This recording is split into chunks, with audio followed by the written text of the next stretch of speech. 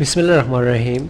Second biology chapter number 26 सब major ecosystem के अंदर आज हम टेरेस्ट्रियल या फिर लिथोस्फेरिक इकोसिस्टम के बारे में बात करेंगे। टेरेस्ट्रियल और लिथोस्फेरिक इकोसिस्टम के बारे में बात करेंगे। तो टेरेस्ट्रियल जिसे ज़मीनी भी कहा जाता है, लिथोस्फेरिक्स, लिथो मीन होता है मतलब स्टोन, ठीक है। लिथो मतलब स्टोन से मतलब ड्राई के टेरेस्ट्रियल या फिर ड्राई इन्वायरमेंट जहाँ पे पानी मौजूद ना हो, ठीक है। जिससे हमने लास्ट लेक्चर में भी डिस्कस किया था कि अर्थ के ऊपर 71% वाटर है, सिर्फ 29% जो है वो लैंड है, ठीक है। तो अब हम इस 29% के बारे में बात करेंगे जिसे हम लिथोस्फेरिक या फिर टेरेस्ट्रियल इन्वायरमेंट भी कहा जाता है, ठीक है।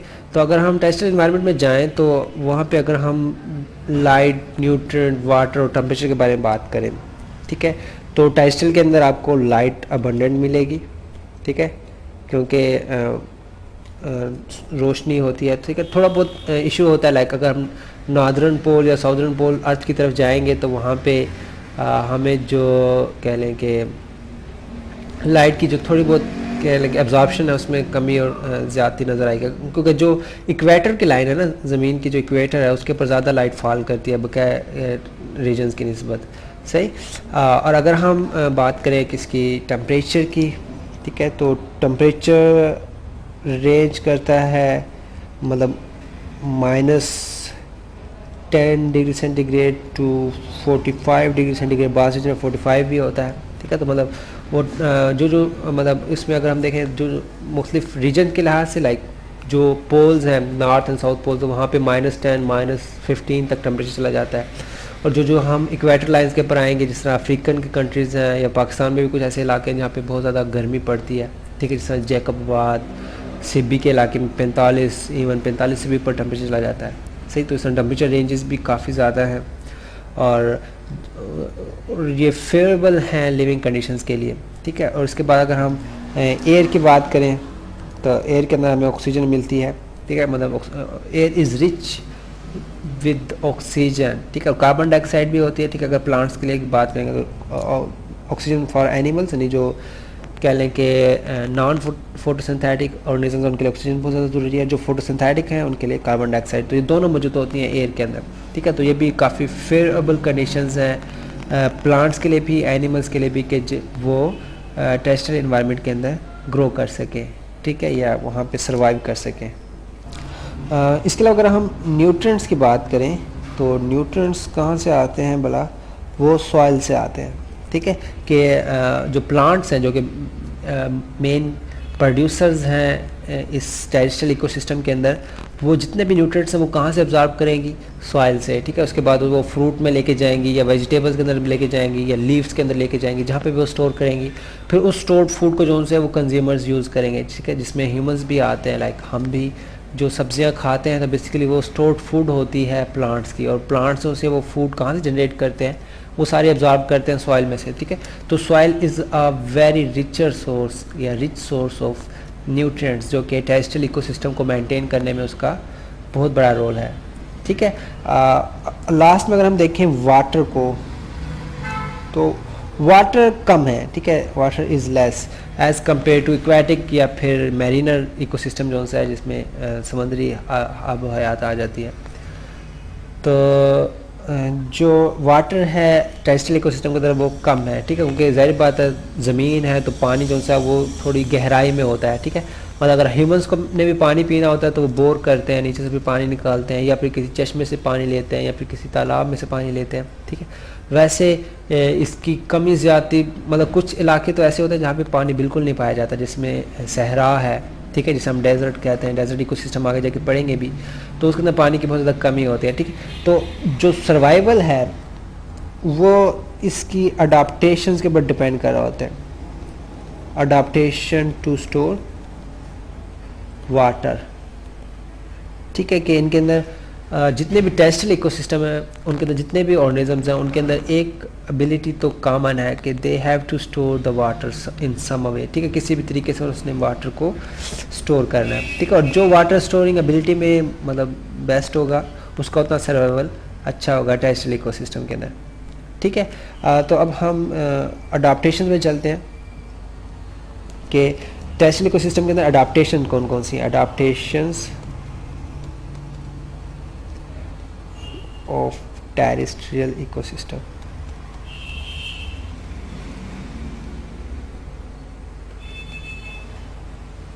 इकोसिस्टम्स के ऐसा इकोसिस्टम जहाँ पे पानी की कमी है तो वहाँ पे कौन कौन सी अडाप्टेशन जो ऑर्गेनिजम्स को रिक्वायर्ड हैं कि वो ग्रो कर सकें। तो इसमें एक तो पहले भी हम डिस्कस कर चुके हैं जिसमें कंजर्वेशन ऑफ वाटर है, ठीक है। First one is the conservation of water के ऑर्गेनिज्म से वाटर को कंजर्व रखना है, like they have to store in its body, अपनी बॉडी के अंदर उसने स्टोर करना है, सही। और फिर उसके अंदर जो टेम्परेचर रेगुलेशन है वो भी वाटर के ज़रिए मेंटेन करना होता है, ठीक है। इसमें स्वेटिंग आ जाती है, मतलब अगर हमें बहुत ज़्यादा धूप लगती है गर्मी लगती है तो हम फिर पसीने में शराबूर हो जाते हैं, मतलब हमें पसीना आना शुरू हो जाता है और उसकी वजह से फिर जब हवा चलती है तो हमें ठंडक का एहसास होता है, ठीक है।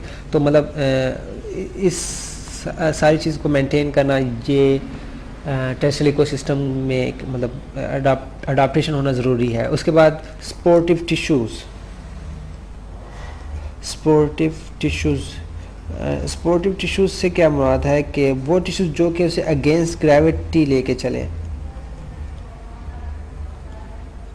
ठीक है। लाइक अगर हम प्लांट्स की बात करें, ठीक है, ईजी इन प्लांट्स जो से हैं वो जाइलम एंड फ्लोएम है,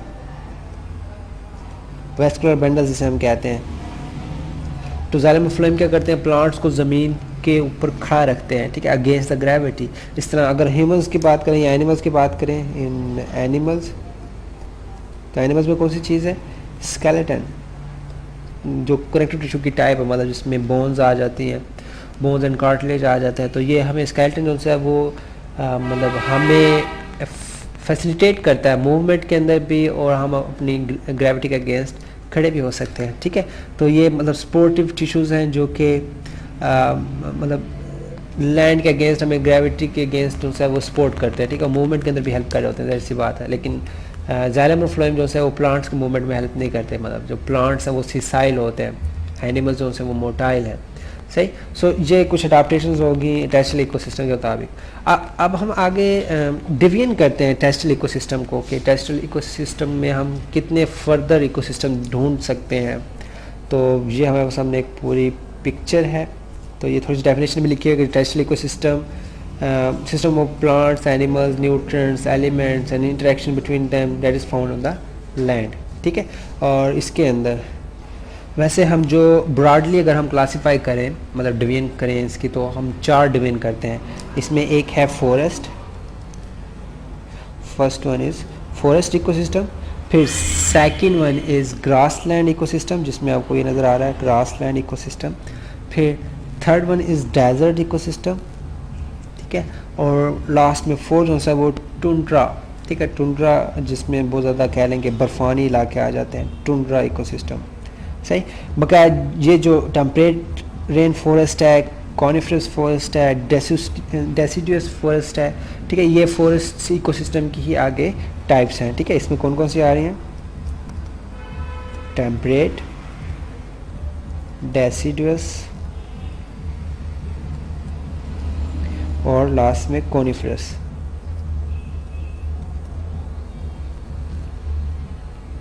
कॉनिफरस फॉरेस्ट जो से ये सारे फॉरेस्ट इकोसिस्टम की ही सब टाइप्स हैं, सही। तो इसमें आगे यही चीज़ों से ये आपको कॉन्टिनेंट्स के अंदर आपको नज़र आ रहा होगा, ठीक है। लाइक ये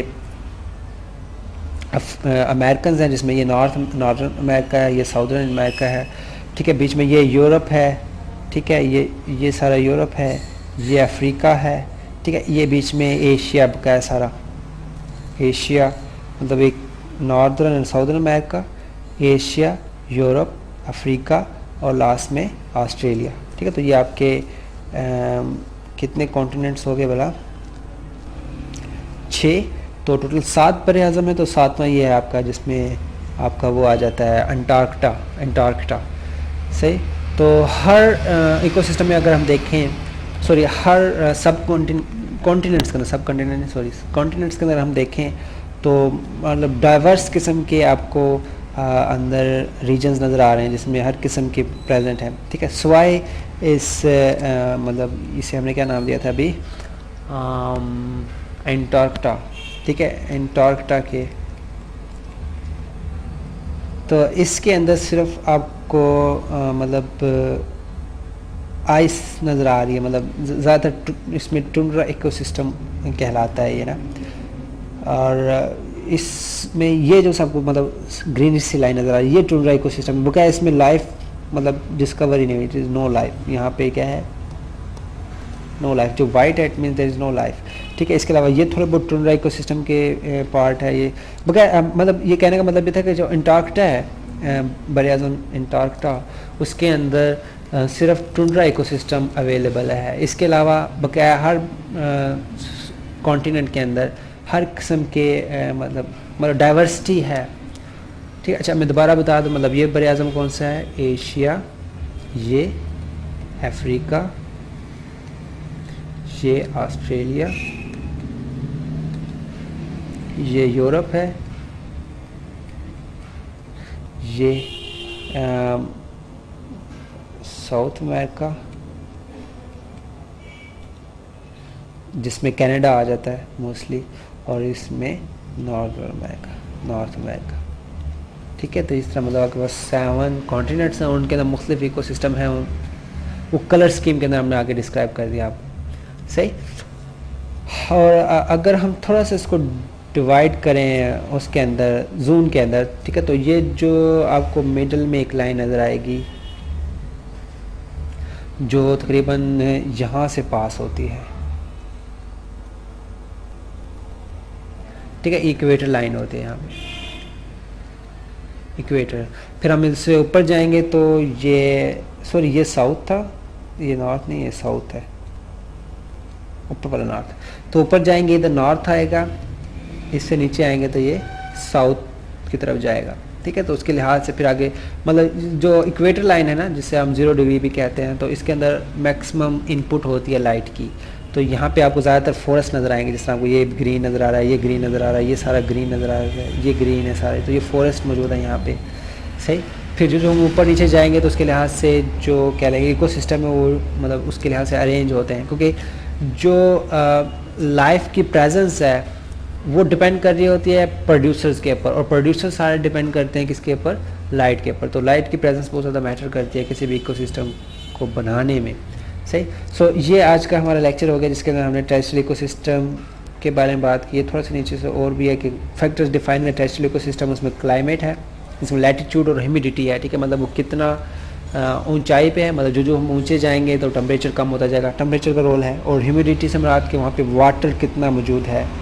सही है, और उसके लिहाज से हम आगे क्लाइमेट को डिवाइड कर रहे होते हैं। सो ये आज का लेक्चर हो गया हमारा टेरेस्ट्रियल और लिथोस्फीरिक इकोसिस्टम के बारे में। कल हम सब मेजर इकोसिस्टम इन पाकिस्तान और उसके अंदर हम कुछ टाइप्स पढ़ेंगे।